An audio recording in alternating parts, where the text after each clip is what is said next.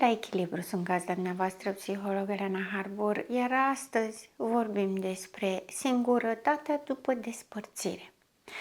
Este oarecum o dilemă pentru toată lumea. În momentul în care mă despart, trăiesc durere, trăiesc suferință, dar trăiesc și anxietate.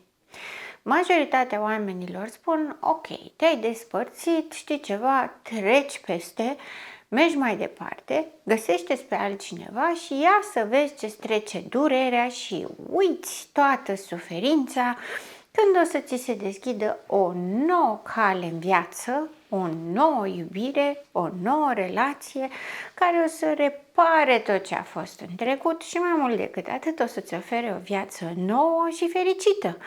Că toată lumea greșește și eșuarea unei relații nu este mare lucru. Deci, nu mai plânge atâta, treci peste. De câte ori am încercat să atrag atenția că lucrurile nu sunt chiar așa, să inviți pe cineva sau să insiști față de cineva care a suferit o pierdere, a pierdut o relație în care a investit timp, așteptări, bani, speranțe, vise, planuri de viață. Mai mult decât atât, își pierde iubirea în sine, trăiește o grămadă de emoții negative privind propria persoană. Aș fi putut să fac mai mult? Am greșit chiar atât de tare? Trebuia să rezist mai mult? Trebuia să aștept mai mult? Trebuia să fac ceva, altceva decât am făcut?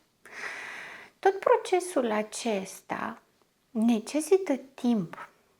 Pentru că marea problemă când ieșim dintr-o relație și încercăm să ștergem cu buretele toată durerea este că fugim. Fugim de noi, de ceea ce simțim. Fugim totodată de posibilitatea de a înțelege de ce n-a mers cealaltă relație. Poate a fost vina celuilalt, poate a fost vina mea. Poate n-am fost compatibil, poate n-a fost momentul potrivit. Sau poate realmente, dacă eram într-o altă etapă a dezvoltării eului meu în care acordam atenție și seriozitate anumitor lucruri, deznodământul era altul. Poate. Și va rămâne la nivel de poate atât timp cât nu mă gândesc la asta, doar dau vina pe celălalt și caut repede să înlocuiesc. Lucru care se întâmplă în 98% din cazuri când se procedează așa, este că următoarea persoană menită să îl înlocuiască pe celălalt partener de dinainte este exact la fel. Și mai mult decât atât, greșelile pe care le-am făcut în relația anterioară le voi face și acum, dar voi mai adăuga câteva care implică și frica de pierdere. Că tot vorbeam într-o ediție anterioară despre frica de intimitate. Păi frica de intimitate se învață în eșec, în respingere, în pierdere. Ca atare este foarte, foarte probabil ca trecând repede dintr-o relație în alta, nu numai că fac aceleași greșeli, dar dezvolt și o frică de intimitate. Și mă condamn cu certitudine la același eșec. Poate de data aceasta mai repede, mai dramatic și riscul este ca după aceea să rămânem cu o idee fixă, foarte bine ancorată în mintea noastră ca și o convingere că nu suntem capabili să facem relații sau că nu merităm să fim iubiți.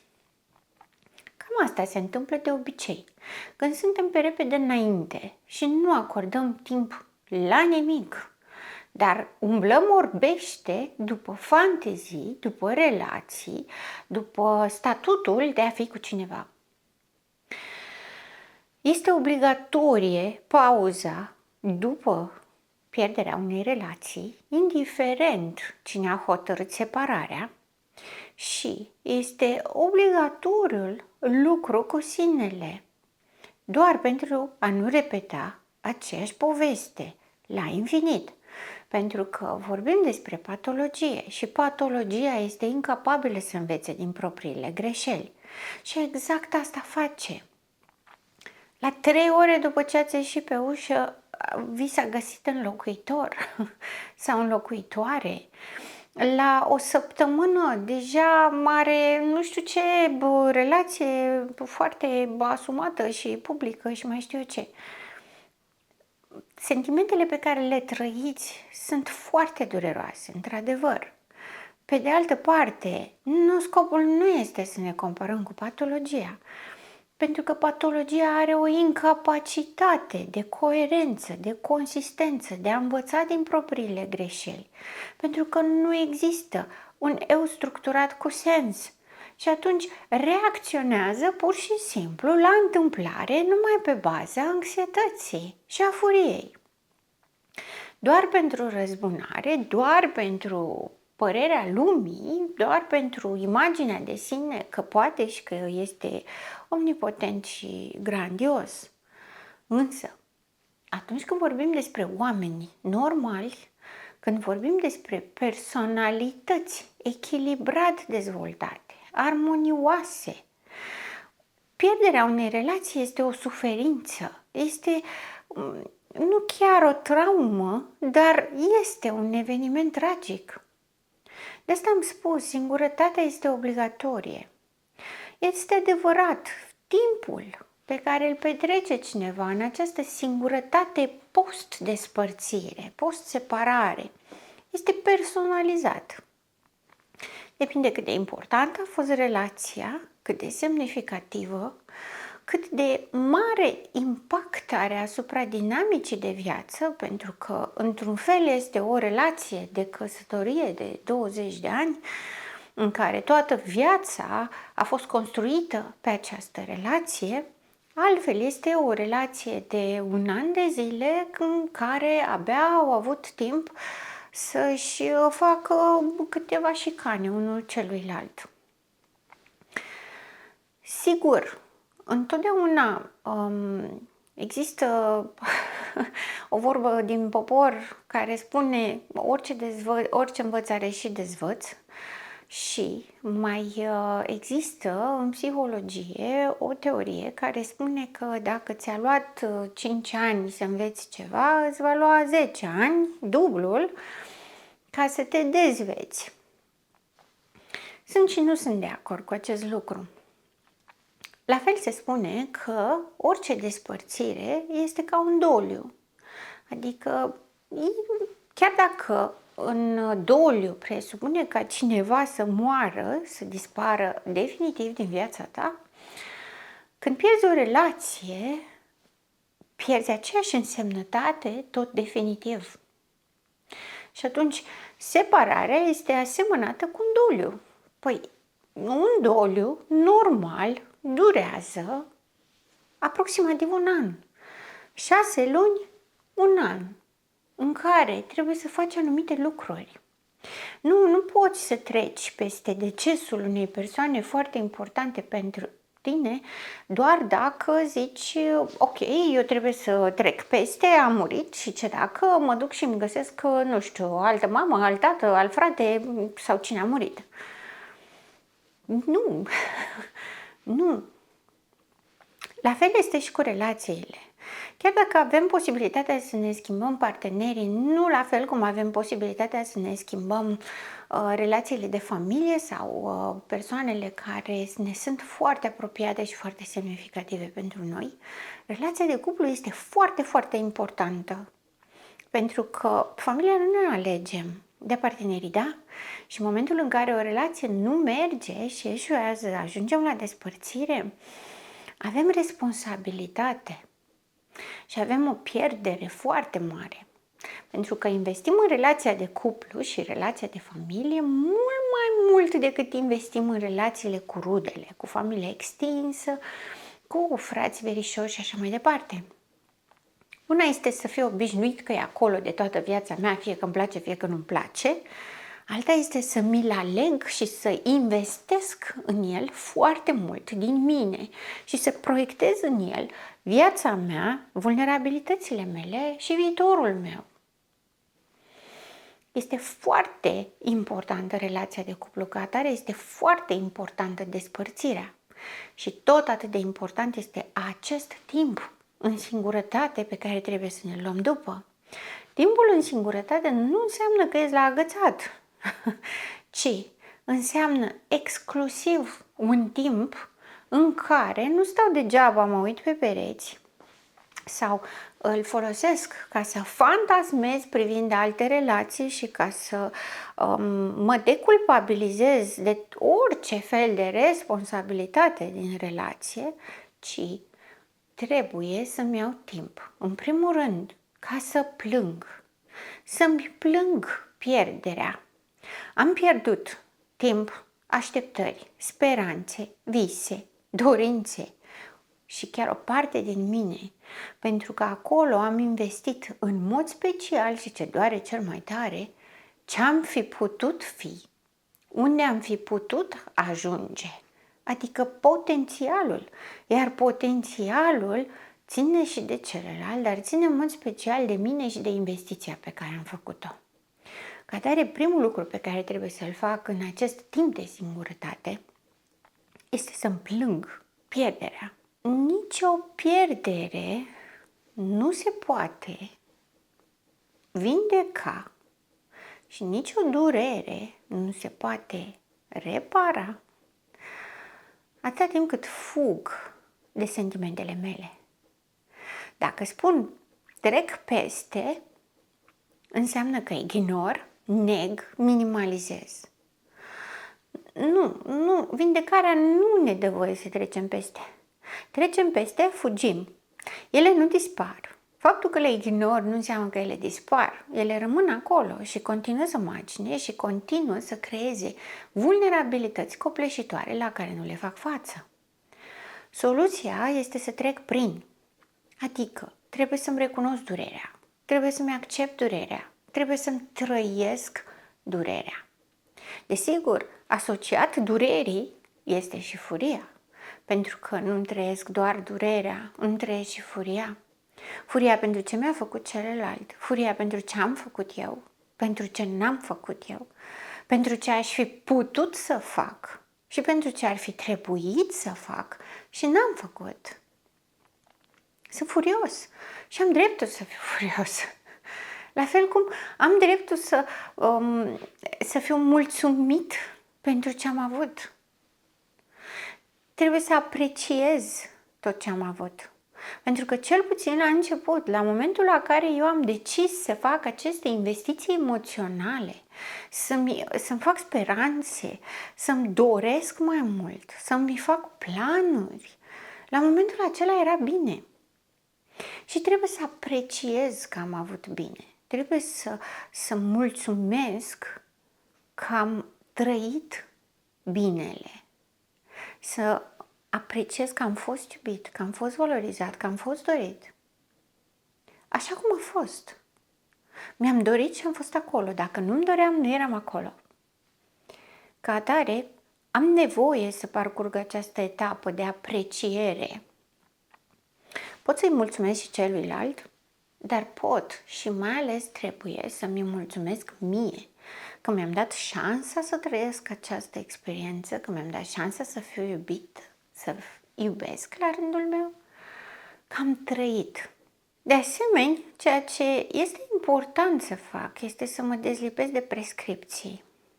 Ar fi trebuit să fiu mai bun, să fiu mai înțelegătoare, să fiu mai, nu știu, cu minte, să am mai multă inițiativă, să fiu mai obraznică, să cer mai multe, trebuie să ne detașăm de aceste prescripții. Ar fi trebuit să. Trebuie, nu există. Dacă la momentul respectiv am făcut un lucru sau nu am făcut un lucru, a fost pentru că la momentul acela asta am simțit și am putut să fac. Creierul nostru este setat ca în permanență să găsească soluții și rezolvări la probleme. Dacă am o situație de fapt în care îmi vine o idee că aș putea să fac ceva, ideea aceea mă reprezintă și este adaptată contextului.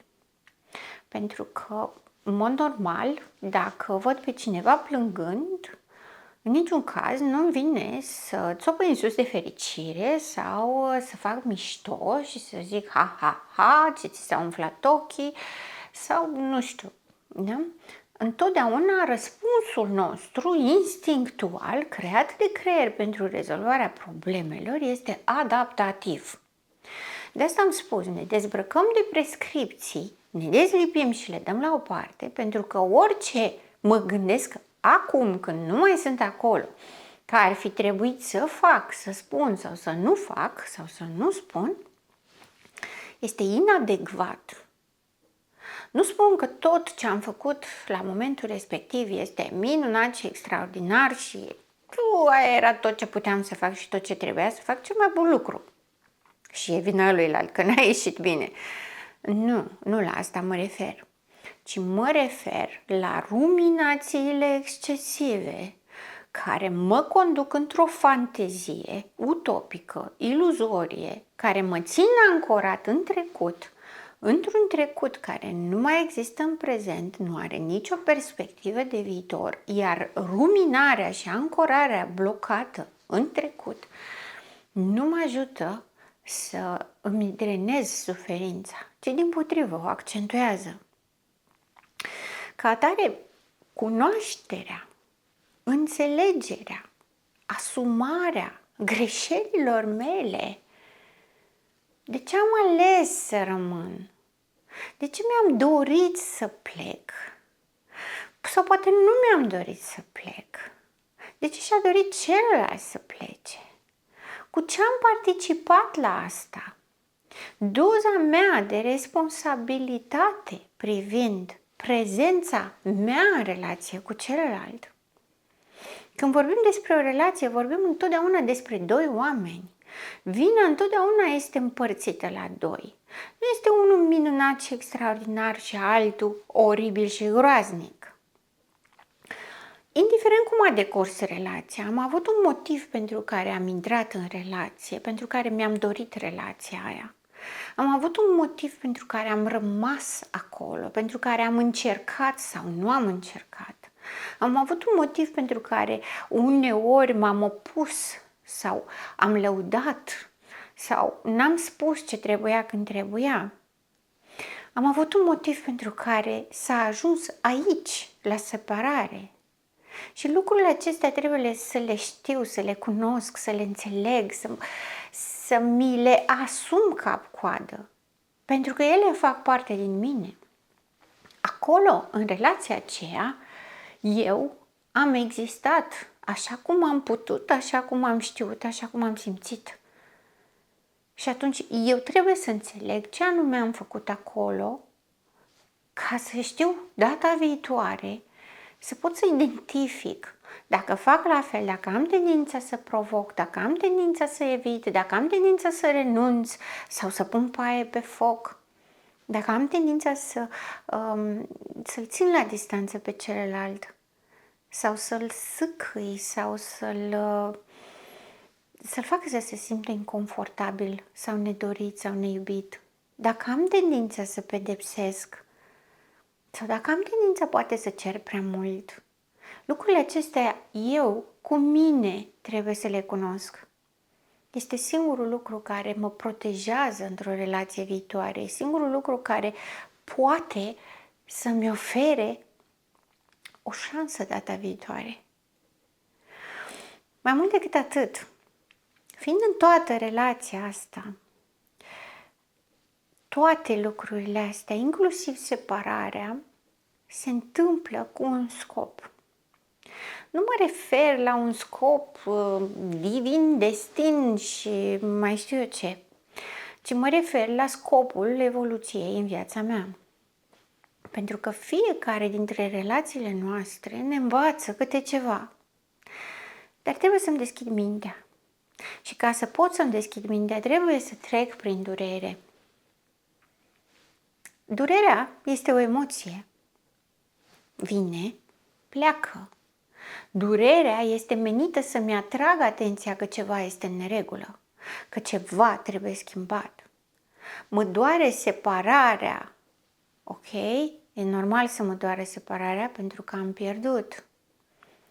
De ce am pierdut? Care este sensul relației acestea în viața mea?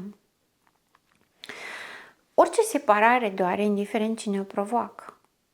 Că am provocat-o eu, nu mă doare mai puțin decât dacă a provocat-o celălalt.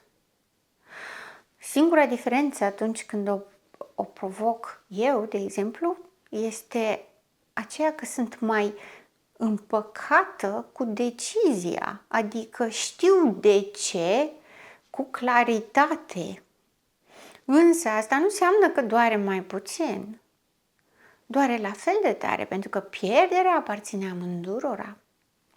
Cu siguranță, acum unii dintre dumneavoastră vor spune, nu e adevărat. Una este să ți-o dorești și alta este să decide altcineva pentru tine. Aveți dreptate, altceva este să decide altcineva pentru mine, însă dacă sunt într-o relație, nu decide altcineva pentru mine. Întotdeauna eu decid pentru mine. S-ar putea să mă pun în contextul în care altcineva să ia decizia pentru mine doar pentru că eu nu sunt capabilă să-mi iau propria mea decizie sau eu nu vreau să-mi asum responsabilitatea și atunci este vina mea că nu mi-asum responsabilitatea și nu împart decizia asta cu celălalt, dar doare la fel de tare. Pentru că și cel care ia decizia se trezește în postura în care celălalt l-a obligat să ia decizia. Celălalt l-a împins către această decizie în care n-a mai găsit nicio soluție decât separarea. Și tocmai de aceea doare. După ce trec prin durere, îmi deschid mintea, înțeleg, aflu ce am avut de înțeles din această relație, felul în care această relație și această separare mă schimbă, ce aleg să dau drumul din ceea ce n-a mers, ce aleg să pun în plus ca să-mi corectez de greșelile, e obligatoriu să încep să învăț iubirea de sine. Din păcate, încă în zilele noastre, majoritatea oamenilor intră într-o relație de cuplu ca să fie iubiți. Este o condiție unică. Nu mai vreau să fiu singur, vreau să fiu iubit. Ca și cum iubirea ar sta exclusiv în brațele altcuiva și eu doar aștept să mi se dea și atunci trebuie să aleg personajul care poate să-mi ofere mie câtă iubire mă aștept eu să primesc. Mă umflă râsul pentru că în realitate intrăm în relații ca să împărtășim. Dacă intru în relație doar ca să mi se dea, să mi se ofere, să mi se nu știu ce, asta înseamnă că totul este doar despre mine și nimic despre celălalt. Lucru care, normal, va produce frustrare și îl va obliga pe celălalt ca la un moment dat să pună în punct. Pentru că atunci când oferi și nu primești nimic înapoi, la un moment dat se epuizează și renunți. De asta zâmbeam mai devreme, pentru că înainte de orice trebuie să învăț să mă iubesc. Pentru că în momentul în care eu învăț să mă iubesc, nu e ca și cum îmi ofer eu toată iubirea de care am nevoie și nu mai am nevoie de un partener de cuplu. Este tot în capitolul absurd și această idee, ci dimpotrivă îmi învăț limitele, îmi învăț capacitățile, îmi învăț să am grijă de mine, să mă preocup de nevoile mele. Lucru pe care îl fac în continuare și când sunt într-o relație. Pentru că celălalt nu este obligat să-mi îndeplinească mie nevoile doar pentru că suntem într-o relație. Pentru că și celălalt, la rândul lui, are nevoile lui. Însă învăț să fac toate lucrurile acestea pentru a învăța să fiu un partener bun pentru celălalt, pentru a învăța să pun împreună și nu doar să cer, cum spuneam mai devreme. Și de asemenea, nici doar să dau până nu mai am nimic. Că și acolo este același mecanism, lipsă de iubire de sine. Mă donez, mie nu-mi trebuiesc, deci mă dau ție. Căci că tu ai nevoie, așa zici tu. Nu așa merg lucrurile. Într-o relație fericită, cu iubire pe care și-o dorește toată lumea, că știm să ne dorim, dar nu știm să o cerem sau să o aplicăm, fiecare individ are autenticitatea lui, individualitatea lui, își are grijă de propriile sale nevoi și dezechilibre și pune în spațiu de relație ceea ce are mai bun și împărtășește cu celălalt. Sunt doi indivizi, fiecare separați, autonomi, care pun împreună spațiul de relație. Niciunul nu se confundă cu relația, niciunul nu fuzionează cu celălalt și niciunul nu se transformă complet pentru celălalt. Asta este o relație sănătoasă. Iar ca să pot să fac acest tip de relație sănătoasă, eu trebuie să știu cine sunt eu. Trebuie să-mi știu limitele, trebuie să-mi știu nevoile, trebuie să știu până unde îmi pot permite să ajung sau să merg către celălalt, ca să nu-l intruzez și să nu-l frustrez, la fel și celălalt față de mine. Ori pot acest lucru să-l fac doar în momentul în care învăț să mă iubesc. Pentru că odată ce învăț să-mi respect limitele, ritmul, să am grijă de mine, să știu practic, să-mi ofer compasiune și afecțiune, inclusiv răbdare, la fel voi ști să fac și față de celălalt. Și o voi face din iubire, nu din donație, nu din a poza ca nu știu ce extraordinaritate. Asta înseamnă reciprocitatea în relație. De aceea, timpul de singurătate este folosit pentru a exersa aceste abilități în pregătirea pentru o relație sănătoasă, de data aceasta, cu iubire, așa cum ne dorim. Învăț în tot acest timp de singurătate să fiu bine cu mine și mai mult decât atât învăț să-mi stabilez obiective realiste și ce să fac ca să le obțin. Pentru că atunci când îmi învăț limitele și îmi învăț nevoile, nu mai am pretenții absurde, ca de exemplu, nu știu, mi-am propus ca până la anul să ajung pe lună pe jos. Și vă sună amuzant. Pe de altă parte, când aud oamenii vorbind despre așteptările pe care le au față de partenerii lor de cuplu sau, cu atât mai mult, când se gândesc la o viitoare relație, dacă pui cap la cap toate lucrurile pe care le cer față de un viitor partener sau parteneră, sunt contradictorii cel puțin, mergând până la absurd.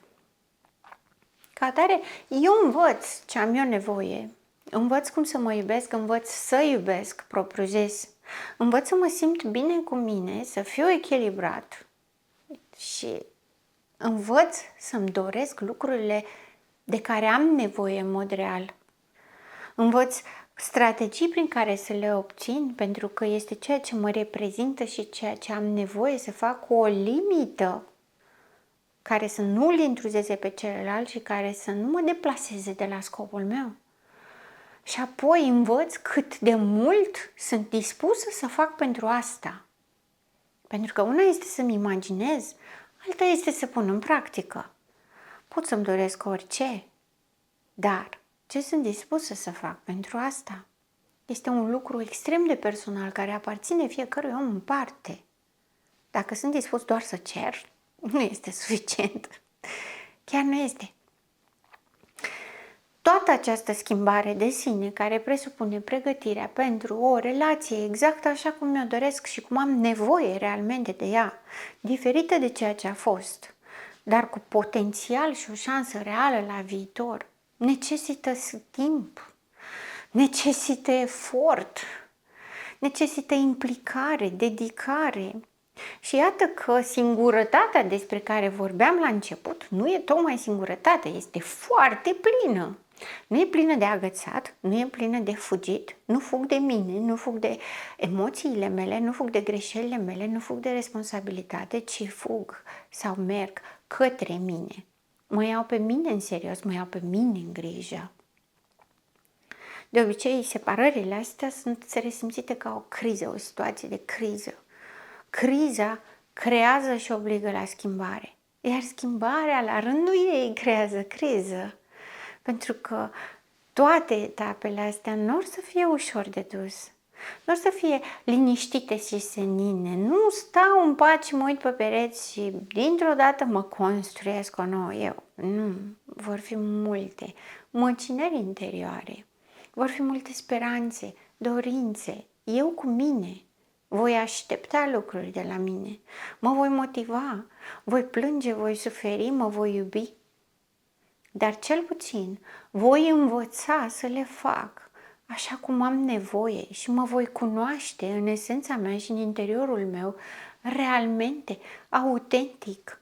Nu mă mai gândesc la mine cum ar trebui să fiu, ci mă simt pe mine.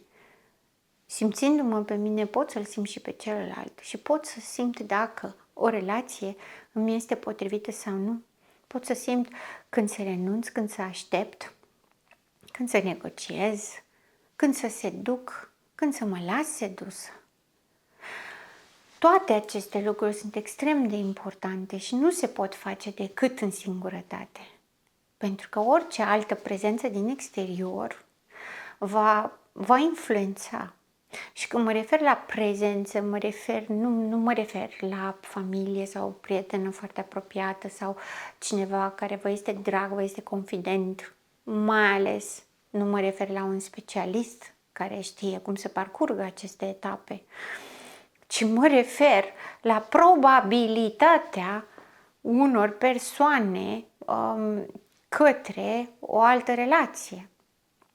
Pentru că normal, ceilalți vor veni, hai, ești gata, intrăm într-o relație, dar te vreau cum vreau eu, te vreau cum știu eu, te vreau cum îmi imaginez eu că ești. Și dacă nu știi cine sunt, da, ca-ți pradă și te duci acolo, doar ca să bifeți că nu ești singur. Singurătate nu înseamnă că stai izolat în casă și nu vorbești cu nimeni. Singurătate nu înseamnă că nu poți să împărtășești trăirile tale cu cineva, ci înseamnă că nu ți asumi angajament pentru o altă relație. Și repet, nu înseamnă comportament de seducție și de bifă doar ca să ne astupăm timpul, doar ca să primim atenție, doar ca să validăm că încă mai putem sau mai știu eu ce.